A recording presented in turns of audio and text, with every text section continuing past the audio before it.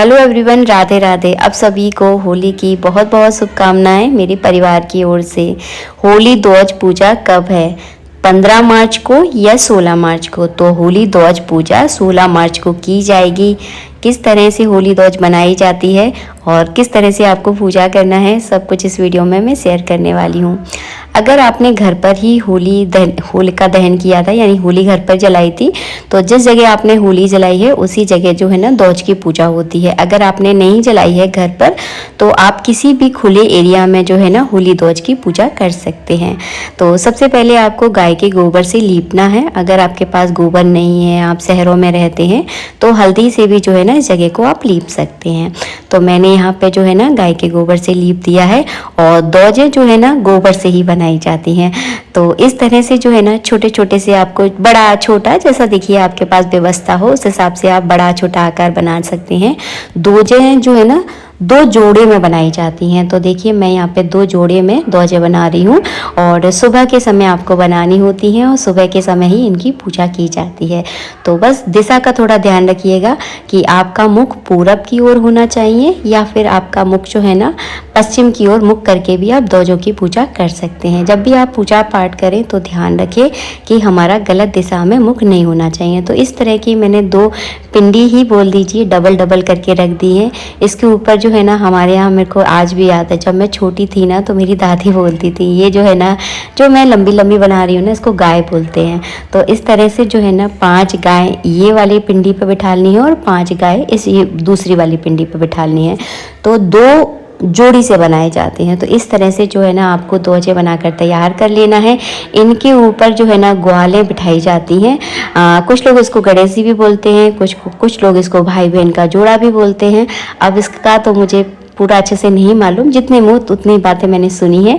जो सुना है वो मैं आप लोगों के साथ शेयर कर रही हूँ। तो बस इन पिंडियों के ऊपर जो है ना हम 2 ग्वाले बिठाल देंगे।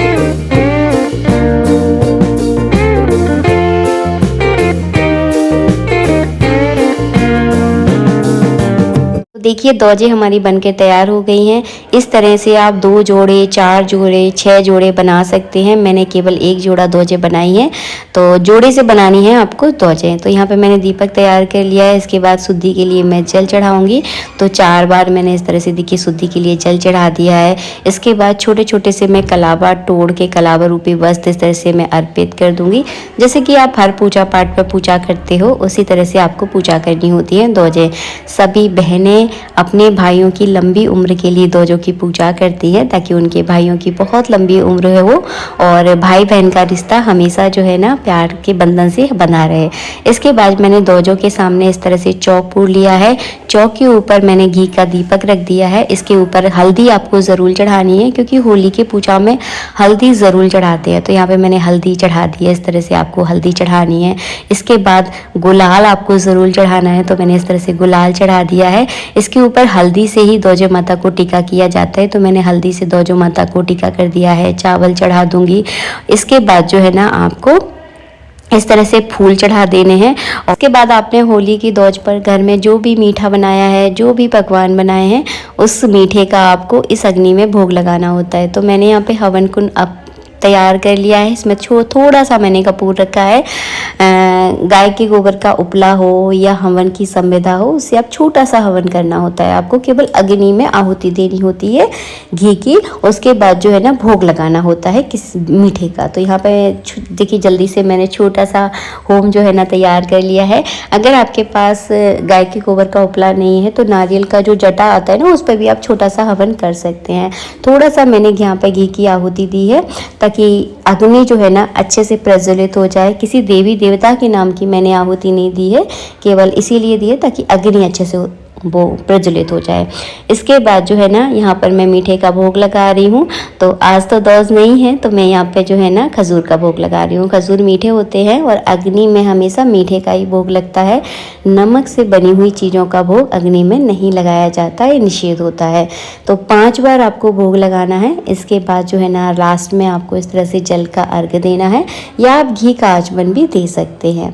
इसके बाद हाथ जोड़कर प्रार्थना करनी है। और ध्वजों माता की कहानी भी होती है। अगर आप सुनना चाहते हो तो मुझे कमेंट कर देना, मैं आपको दोजो माता की कहानी भी जो है ना सुना दूँगी। तो यहीं पर बैठकर आपको दोज माता की कहानी सुनना है, इसके बाद आपको आरती करनी है। और इस समय जो है ना बहुत तेज़ हवा चल रही थी, इसीलिए मैंने दीपक के आगे अपना हाथ लगा के रखा हुआ है, क्योंकि मैं छत पर आप लोगों के लिए डेमो की तरह वीडियो बना रही हूँ। इसके बाद आपको जल का अर्घ देना है। वीडियो आपको थोड़ा सा भी अच्छा लगा है तो अपने दोस्तों के साथ, रिश्तेदारों के साथ इस वीडियो को ज़्यादा से ज़्यादा शेयर कीजिएगा, ताकि हम आपको अपनी परंपराओं से जोड़ सकें। हमारे यहाँ पर होली की दोजों पर इसी तरह से पूजा होती है। जब बाद में आप पूजा कर लें, बाद में इनका क्या करना है, तो नेक्स्ट डे मतलब दूसरे दिन, तीज के दिन ये दोजें हटाई जाती हैं। वो भी दिन देख कर हटाना होता है, जैसे कि सोमवार हो, शुक्रवार हो, उस दिन हटाना होता है।